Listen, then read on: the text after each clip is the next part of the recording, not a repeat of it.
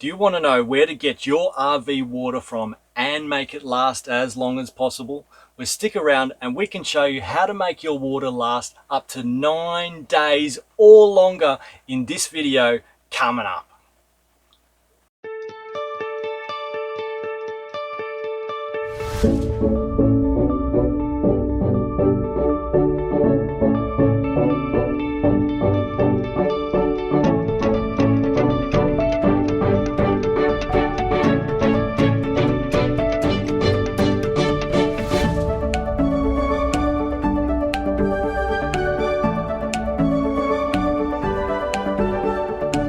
Welcome back to Making Lemonade. Today we're gonna show you 3 things. Where to get water from, How to connect your water as well, which isn't as easy as we had thought. And the third thing is how to make your water last as long as possible. Right, so first, where to get your water from. This is the most common question that we get for people that have just started off camping, free camping, or for people who aren't into free camping yet and they want to get into it. Where do you get your water from? Hey babe. yeah.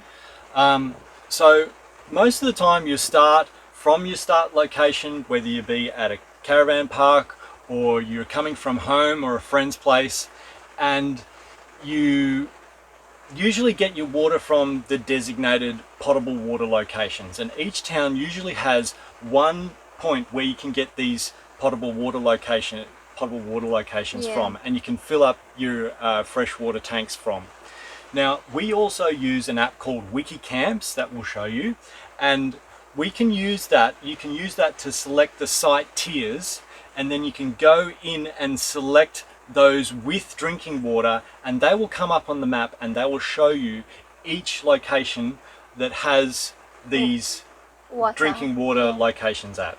Okay, now don't forget, all petrol stations, most have water and gas. So you can get water from the petrol station when you fill up, at the same time sometimes as you're filling up. Yeah. Okay, now remember that these faucets still work even when the fuel station is closed for the night. So if you go and the fuel station is shut down, you can still get water from the faucet, right? Yeah. When you start getting on the road and you know you're running out of water, you need to be faucet aware. Where are the faucets in town? You're driving past, hey babe, there's a faucet over there. Look, there's one. We'll keep that and note that on Google Maps, and we'll come back to that maybe tomorrow, because we're probably going to need that, and there isn't one between here and wherever that we'll need to get water from. So think about where you might see these things, and we've seen them at different locations that you might not think, that might not be on WikiCamps, whether it be public toilets, outside and inside, because remember, inside the public toilets there are faucets there. And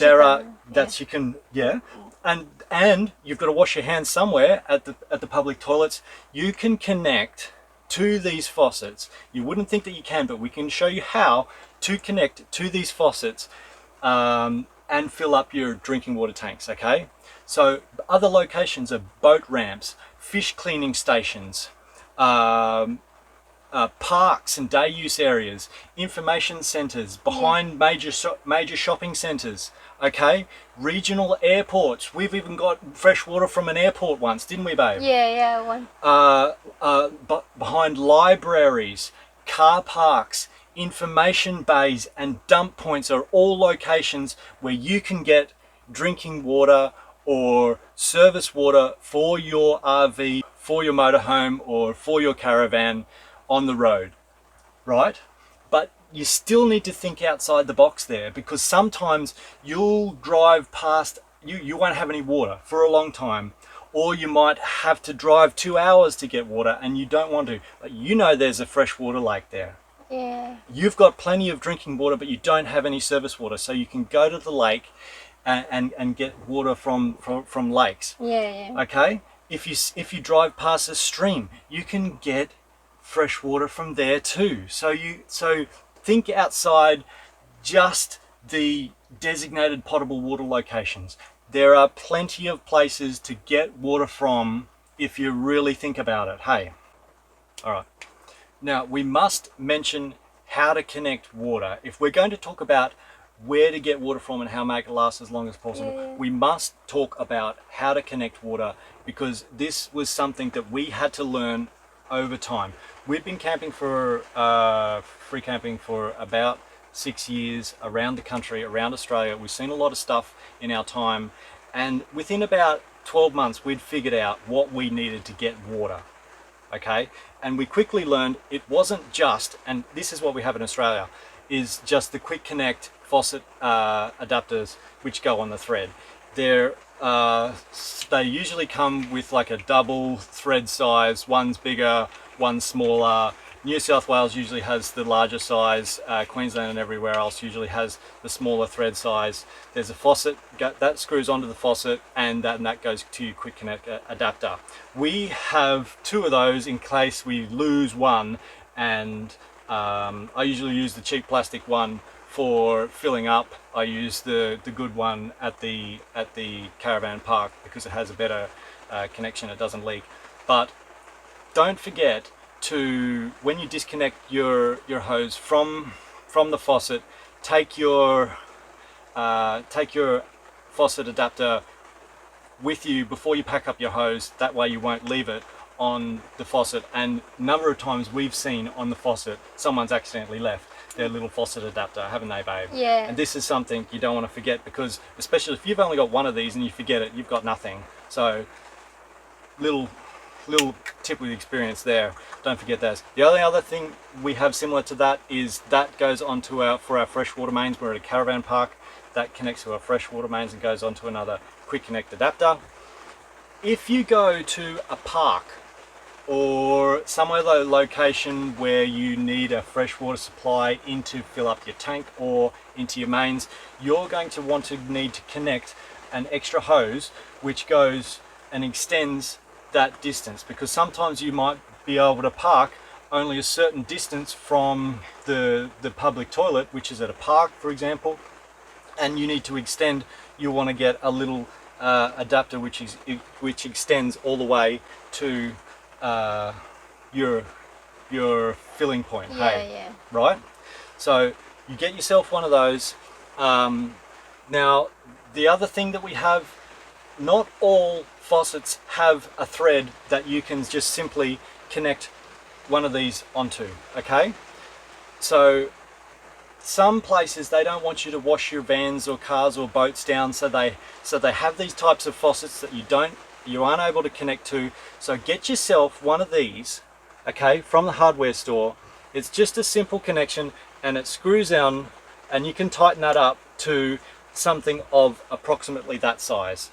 Okay, and then you can connect that to this, which is similar to that, and you can connect that onto your hose and you're on your way. Okay. Yeah, but this is rubber, right? Rubber. Yeah, that's rubber. Yeah. And this is something similar, okay, that we have a slightly different size, and we have another larger size. Depending on the faucet size that you find, you can connect that to pretty much any faucet that you can find. Okay, we haven't found a faucet that hasn't been able to fit one of these 3 things that we have.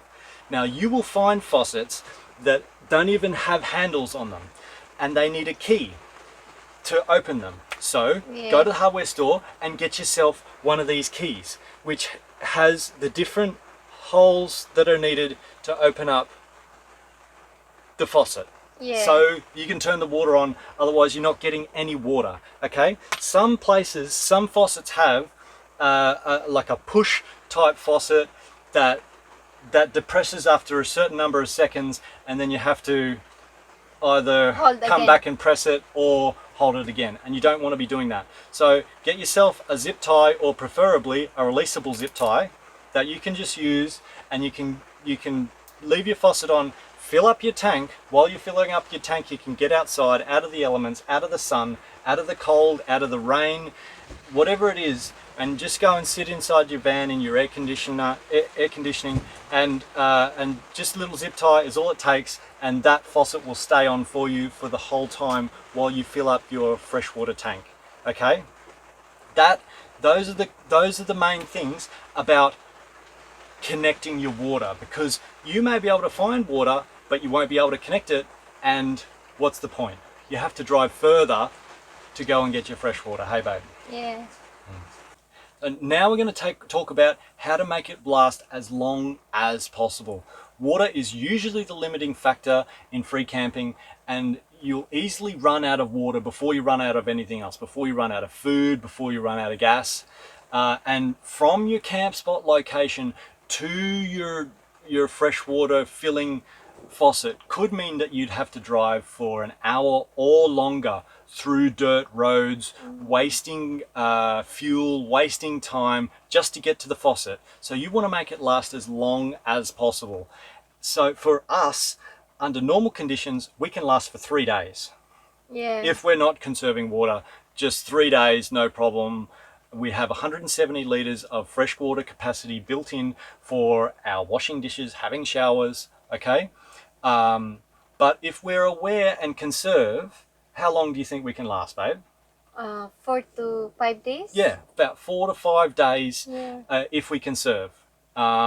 If we use our collapsible freshwater containers, which they collapse down like this, and they when they fill up, they get up to 20 litres into these things. We've got 3 of them. Plus, we've got another 20 litres we can fit in our esky, and that adds a total of 80 litres onto our original 170 litres, adds like 50% onto our freshwater capacity. We can last 6 to 7 days just with that extra strategy, and that doesn't take up any extra space for us, hey? Yeah, yeah. Okay, so now, if we're close to a saltwater source, which most people are, if we're close to a saltwater river, or which is clean enough, or the ocean, we can use that salt water for washing the dishes. Okay, we use the surface water to have showers in only, and we can last up to 9 days, and you can too. So let us show you our filters that we have, and how we capture the rainwater when it rains, because if you get to the end of your 9 days and it rains, you can last 18 days, right? Because you fill up all of your service water and drinking water, and you can reset your whole service, your whole water, yeah, back to square one, and you have another 9 days that you can go. So we'll show you our filters and our rainwater collection setup. All right. Okay. Now this is our drinking water filter that we use after the first stage filter. This filter filters out, for us, it filters out chemicals such as fluoride, and it filters out other particulates as well. But this is the filter, because many times you go places and you can't get good water, and you can't get good water until you go to a shopping center where you can get bottled water, and you need to be able to filter the town water or the crappy water that you might be able to get, and you will want a filter that's much better than just the particulate water filter, first stage filter that we have. So we have this filter that we use. We do not take our drinking water from our tank, from our freshwater tank. We put our drinking water straight into a freshwater container that we keep separately. We have several of these, okay? And then we take that water and we put that water into a pre-filtered water filter, water container, which is ready for use. Yeah. Whether we need to fill up water containers or use it in the kettle, we can just pour it straight out of this, and it's already pre-filtered. And that's how we manage our drinking water, right? All right, so we originally purchased a small 12-volt pump that can connect to your batteries, that just pumps liquid or water. We use it to pump water, and it really doesn't take up much space. It just looks like a little tube, really. Yeah. And then it connects to the outlet, and that goes to our filter. But that you can use to put into a small for a small stream, or to a freshwater lake, or in this case, our awning is producing rainwater at the moment. which we are using and we are capturing at the moment, and that goes into our batteries and connects to our battery here, and this outlet goes to the freshwater tank. But before it does, it goes through our filter. This is our filter that we have. There are other brands, but this one's called Best. There are other brands, but this one's called Best water filters, and it just looks like a little pipe, but inside it's got a filter in it, and it is two-way directional, which means that once you've flushed water through it one way, at the end of its use, you turn it around the other way, and then it flushes all the crap out of it at the end, so it's ready for use either way next time. Okay, so that's our pump and our filter, and that goes, and then I'll show you where it goes to. So when our little bucket fills out over there, we can run that pump again, and that will fill up our freshwater tank. Yeah, that's the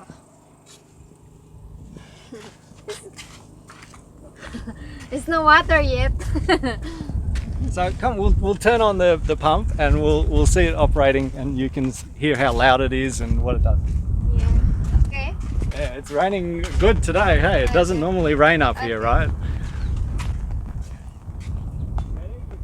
Yep. It's sucking it. Working? Yeah, it's sucking. Rain or from the stream? Yeah.